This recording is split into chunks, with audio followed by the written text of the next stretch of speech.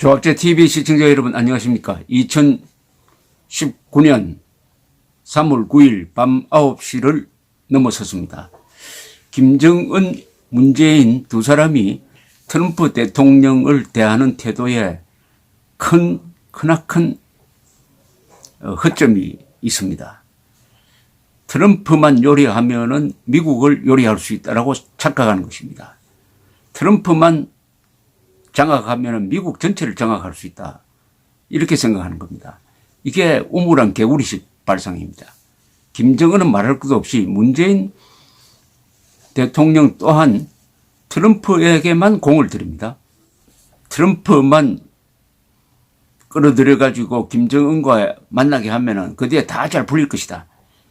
미국 의회도 미국 언론도 공화당도 민주당도 그냥 따라올 것이다.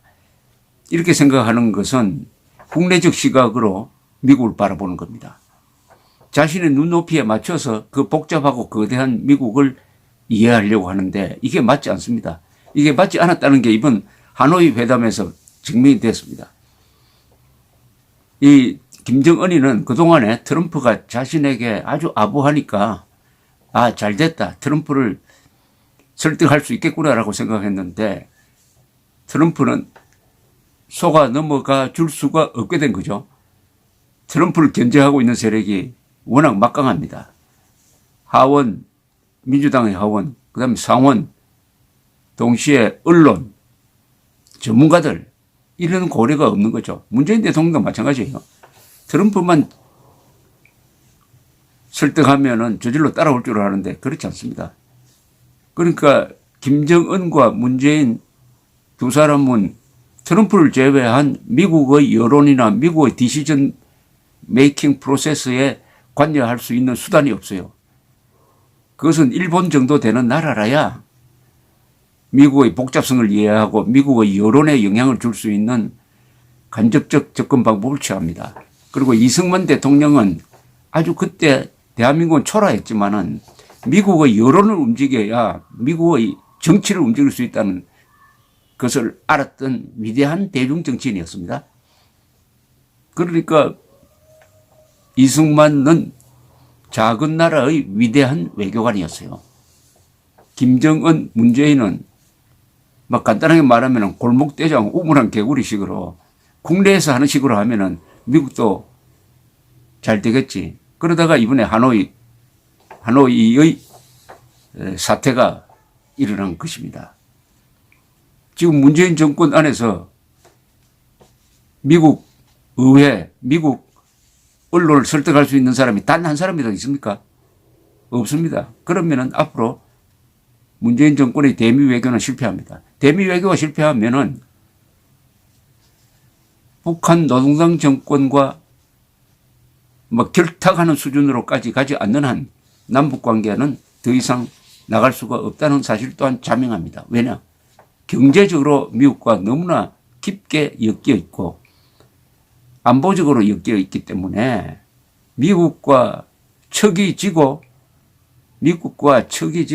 친중 통북한다? 안 될 겁니다. 그렇게 하면 할수록 더 국내적으로 지지가 떨어질 것은 자명한 거죠. 그런 관점에서 미국 의회를 잘 관찰해야 됩니다. 특히 미국 상원, 미국 외교정책의 한 축을 담당하는 미국 상원에 이 한국인 편을 적극적으로 드는 사람이 있습니다. 의도적으로 드는 게 아니에요. 이 사람이 미국 국가 이익에 맞는 정책을 펴니까 자연히 한국인의 국가 이익에도 맞다 이거죠. 자연스럽게. 왜냐하면 보편적 이해관계를 깔고 그것은 개인의 자유 그리고 무엇보다도 인권, 법치를 중심으로 한 외교정책을 촉구하는 사람이 한 사람이 있습니다. 여러 사람 중에 대표적인 사람입니다. 요새 언론에 자주 나오는 사람인데요. 미국 상원 아태소위원회 위원장인 코리 가드너 공화당 상원 의원입니다. 이 사람은 50대인데 초선입니다. 이 콜로라도 출신인데 아주 지금 스타입니다. 영향력이 크고 말 잘하고 그리고 그 입장이 분명합니다. 이 사람이 어제 미국 워싱턴의 CSIS라는 이 싱크탱크에서 한 연설을 읽어보니까 머리가 아주 맑아질 정도로 정리가 참 잘 됐습니다. 이 사람은 아주 영향력이 큰 사람입니다. 앞으로 우리 한국인들은 코리 가드너 공화당 상원 의원을 아주 주목을 해야 됩니다. 이 연설은 원문을 지금 조갑제닷컴에 올려놓았습니다. 원문을 올려놓았으니까 한번 참고를 하시기 바랍니다. 요약하면은 이렇습니다. 트럼프 행정부는 언론 보도용 외교를 중단하고 진정한 북핵 해결을 위하여 노력하라. 그러니까 트럼프 같은 당이면서도 트럼프 행정부를 비판을 합니다.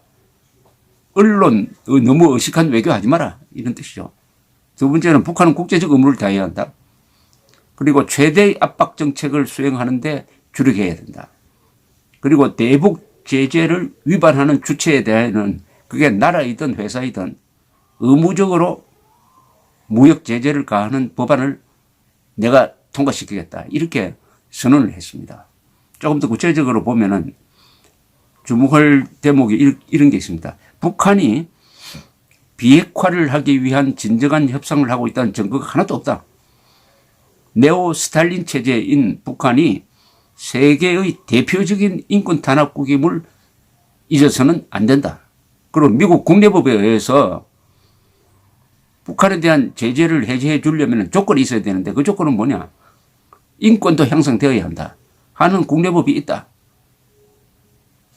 북한 정권이 순응하고 나올 때까지는 최대 압박 정책을 우리의 친구 나라들과 함께 유지해야 한다.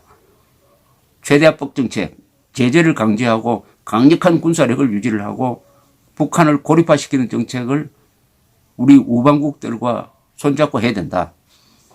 북한의 영향력이 있는 나라들은 북핵의 파괴적 효력과 그 확산의 위험성을 인정해야 한다.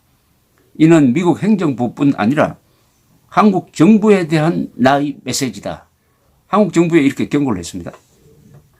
한국은 평양이 아무런 구체적 변화를 보여주지 않고 있는데도 남북협력 관계를 진행시키기 위하여 너무 서두르고 있다.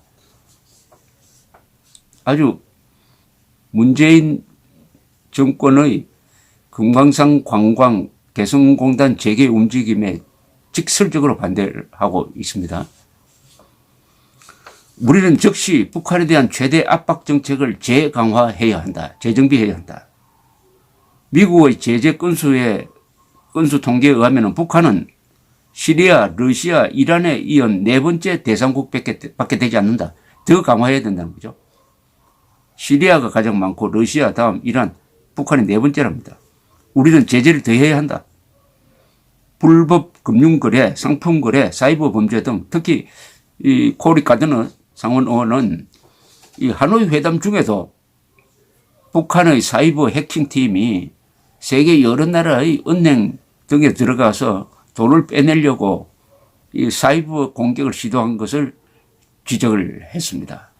그리고 북한이 계속 핵 능력을 증가시키는 것도 이야기를 하고 요사이는 다시 미사일 로켓 실험하기 위해서 일단 해체했던 시설을 다시 끌어모으고 있는 것도 지적을 하면서 북한은 하나도 달라진 게 없다. 이렇게 이야기하고 한 번 더 이런 김정은을 미국 대통령이 한 번 더 만나주면은 그것은 독재자를 미워하는 것밖에 되지 않는다. 또 미국은 이란과 베네수엘라의 독재자를 대하는 태도와 똑같이 김정은을 대해야 한다.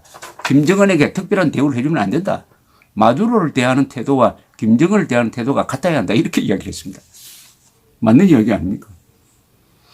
그리고 김정은을 달래기 위해서 동맹국가의 연합훈련을 희생시켜서는 안 된다. 또 주한미군 철수를 한다면 이것은 심각한 실수가 될 것이다. 이렇게 이야기를 했습니다. 어떻게 생각하십니까? 들어보시면 우리가 하고 싶은 이야기를 똑같이 한 거 아닙니까? 어느 하나 빠진 게 없어요. 한국인 입장에서는. 그러나 문재인 정권의 정책과는 정반대죠. 이 말은 뭐냐? 문재인 정권의 정책은 대한민국 국민을 위한 정책이 아니라 김정은을 위한 정책이고 코리 가드너 상원 의원의 정책은 국적은 다르지만은 우리 한국인을 위한 정책입니다. 왜 그런지 아십니까?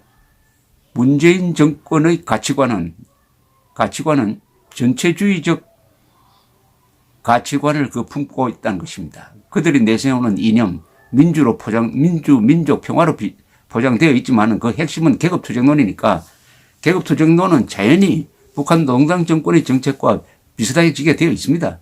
민중, 인민, 평화 내세우지만은 기본은 계급투쟁론입니다. 계급투쟁론적 세계관, 계급투쟁론적 가치관을 가지면은 자연히 비슷해지게 되어 있어요. 그러나 코리 가드너와 한국인들은 자유민주적 가치관을 공유하고 있습니다. 자유민주적 가치관은 진실, 정의, 자유, 그 위에 서 있는 법치주의, 언론의 자유, 사유재산의 자유, 개인의 자유 이런 거죠. 그러니까 자연히 태평양 두고 멀리 떨어져 있지만은 제가 하는 이야기와 코리 가드너가 하는 이야기가 똑같습니다. 가치관이 같으니까요. 그 가치관의 핵심은 진실, 정의, 자유입니다. 진실, 정의, 자유. 코리 가드너 상원 의원을 주목하면서 한국인의 친구임을 명심합시다. 감사합니다.